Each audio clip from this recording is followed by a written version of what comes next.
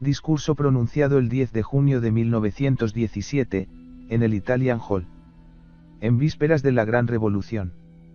Discurso pronunciado el domingo, 10 de junio, en el Italian Hall, en el mitin que para la defensa de los compañeros Raúl Palma y Odilon Luna, organizó el Comité Latino de la International Workers Defense League, Liga Internacional de Defensa de los Trabajadores. Camaradas. Hace más de un mes que los compañeros Raúl Palma y Odilon Luna se encuentran presos, sin que hasta estos momentos se sepa cuál es la determinación de las autoridades federales, qué es lo que se va a hacer con esos prisioneros.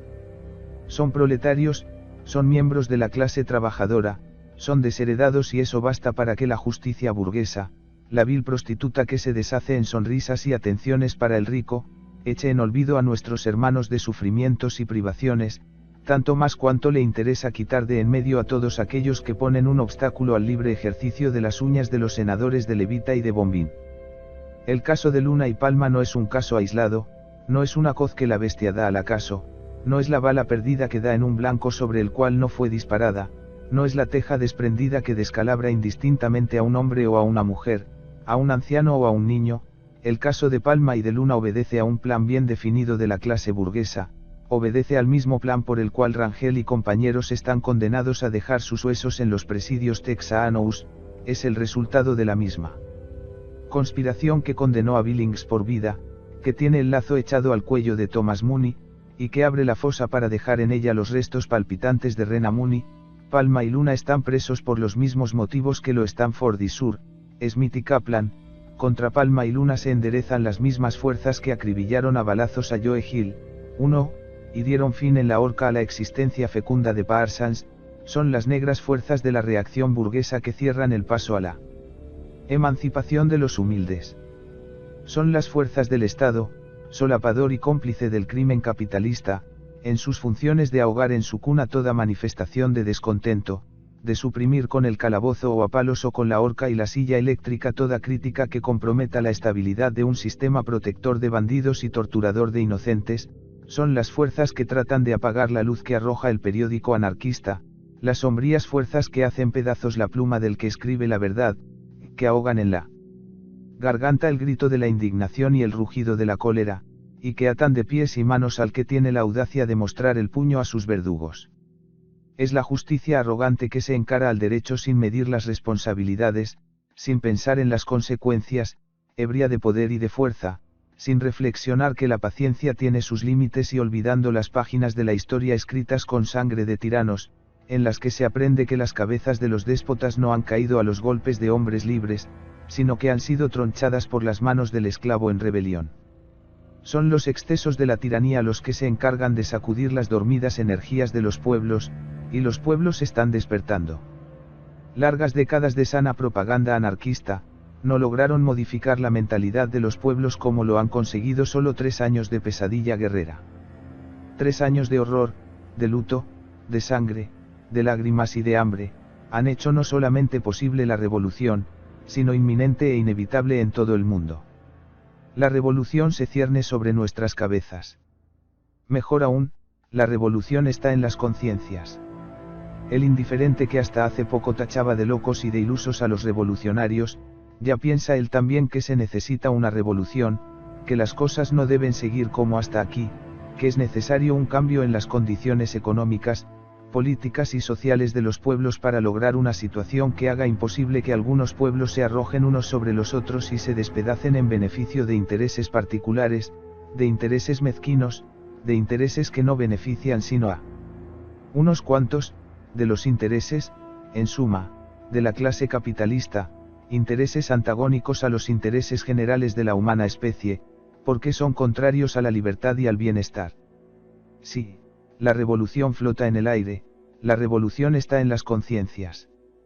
El azote de la guerra ha tenido la virtud de despertar a los pueblos, que sí se mostraron sordos por tantos años a los llamamientos del honor, que sí permanecieron indiferentes por tan largo tiempo a las solemnes excitativas que se hicieron a su dignidad, que si habían perdido toda noción de decoro y de vergüenza, el castigo los solivianta y los estremece y los agita, no tanto porque se sienten lastimados en su dignidad y en su honor, sino porque el golpe los despierta y los hace ver con horror.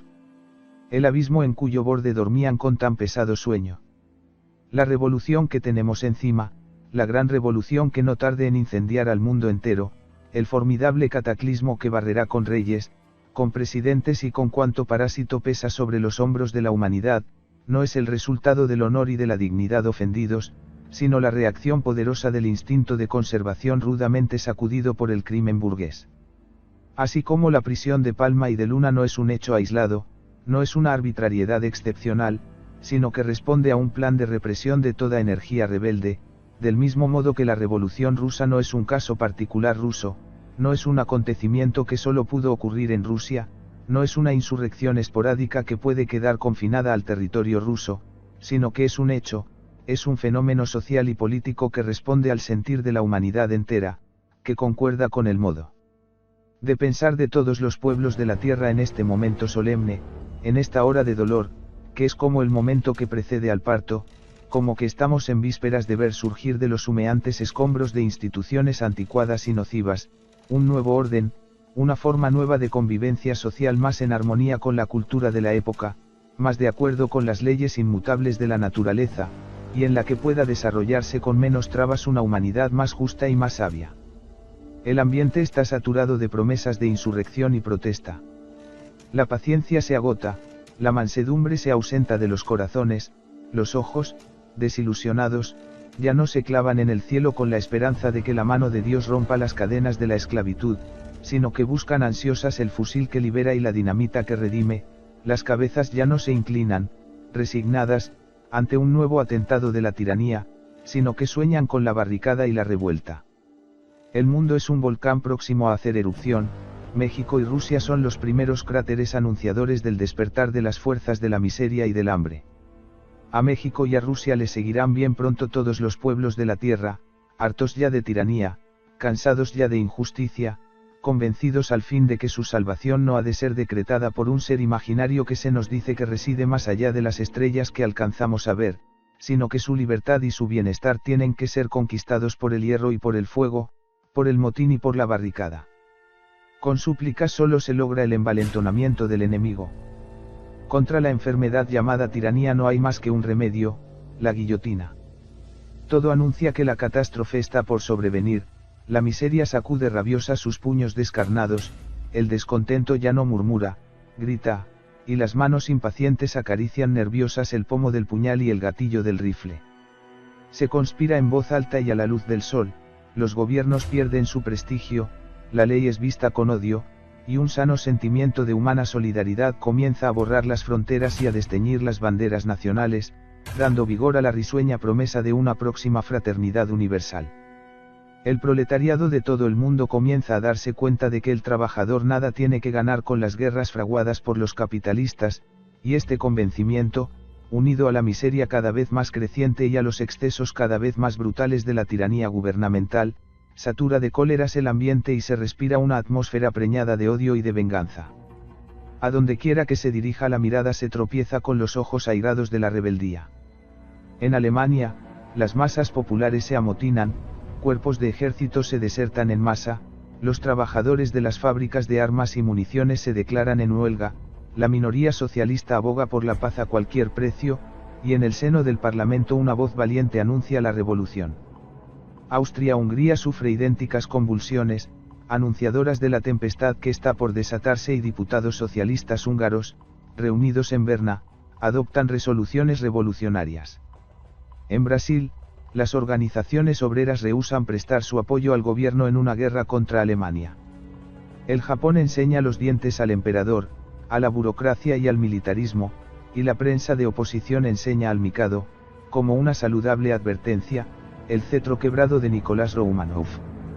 2. En Suecia el proletariado grita, pan, los más audaces gritan, revolución, las muchedumbres se amotinan en muchos lugares del reino, y el rey se encierra en su palacio, redobla sus guardias y destaca soplones a los mítines obreros para retardar el momento en que su corona ruede por el polvo a hacer compañía a la de Nicolás. En Inglaterra los obreros de importantes centros fabriles se declaran en huelga para protestar contra el envío de más jóvenes a la guerra. En China se disputan la supremacía los militaristas y los antimilitaristas, con el resultado plausible del debilitamiento del Estado burgués. Filipinas fragua la insurrección. En Portugal el hombre alarga la mano huesuda y se apodera virilmente del pan que le niega el poderoso. En Dinamarca, las fuerzas del trabajo intensifican su agitación antiguerrera. En Italia, el Partido Socialista adopta, en Roma, resoluciones contra la guerra. En Cuba, Menocal, 3, se quema los dedos en sus esfuerzos por apagar el rescoldo revolucionario. Irlanda gruñe, España está próxima a estallar, Canadá va a arder en Quebec y en British Columbia. En Rusia los trabajadores hacen un llamamiento mundial para la revolución social en todos los países de la Tierra.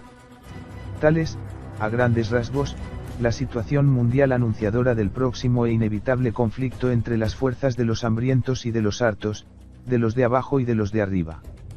Todo indica que estamos en vísperas de una catástrofe depuradora y santa. En Texas el gobierno descubre una conspiración para resistir con las armas en la mano la leva que se acerca. Las cárceles de Estados Unidos están llenas de agitadores antiguerristas. El hambre arrecia y la tiranía se extrema. El descontento crece.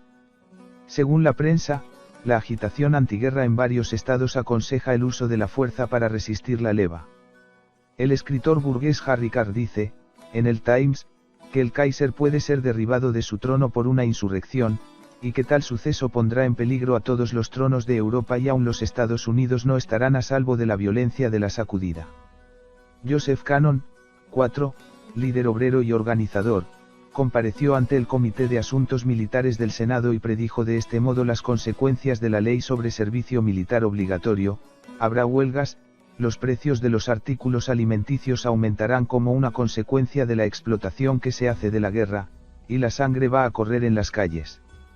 Se dice que entramos a la guerra para establecer la democracia en Alemania, y para llevar a cabo tal cosa estamos estableciendo la autocracia en América. George W. Anderson, fiscal federal y ayudante especial del Ministerio de Justicia, declaró ante la Cámara de Agricultura de la Cámara de Diputados en Washington, refiriéndose al alza de los precios de los artículos alimenticios: hay que hacer algo. No puede negarse que nos amenaza un levantamiento social y político. Yo veo los síntomas de esa insurrección. Todo observador atento lo sabe. Si no se hace algo para impedirlo, se producirá, en los Estados Unidos, un fenómeno contra la ley y el orden. Victor L. Berger, 5, prominente socialista, dijo estas palabras en un mitin celebrado en Nueva York el 30 de mayo último: nosotros necesitamos saber por qué estamos en esta guerra. Si no se nos responde y ocurren motines en Nueva York, en Chicago y en Milwaukee, entonces el pueblo de esta nación se rebelará, como lo hicieron sus camaradas rusos, para establecer una verdadera democracia social. No somos los anarquistas los únicos que vemos los negros nubarrones que cierran el horizonte. Son hombres de distintos ideales y tendencias los que anuncian la tempestad que va a desatarse. Las instituciones burguesas están por caer arrastradas por su propio peso. La burguesía no puede culpar a nadie de su caída, más que a sí misma. Su desastre, obra es de su desenfreno. Se ahoga en la sangre que ella misma ha derramado. Estamos en presencia de un suicidio. Es que ha sonado la hora de la justicia, es que la miseria enarbola sus harapos y los despliega al sol como una bandera de revancha, convocando a la lucha a todos los desgraciados de la tierra. Felicitémonos, los que nada tenemos que perder como no sean nuestras cadenas. Que se alegren los corazones, que renazca en los pechos la esperanza. La humanidad se regenera, el cordero recuerda que es león. Y el león comienza a rugir y a sus rugidos tiembla la tierra. El caos se aproxima. Viva la revolución social. Viva la anarquía. Regeneración, número 257, 23 de junio de 1917.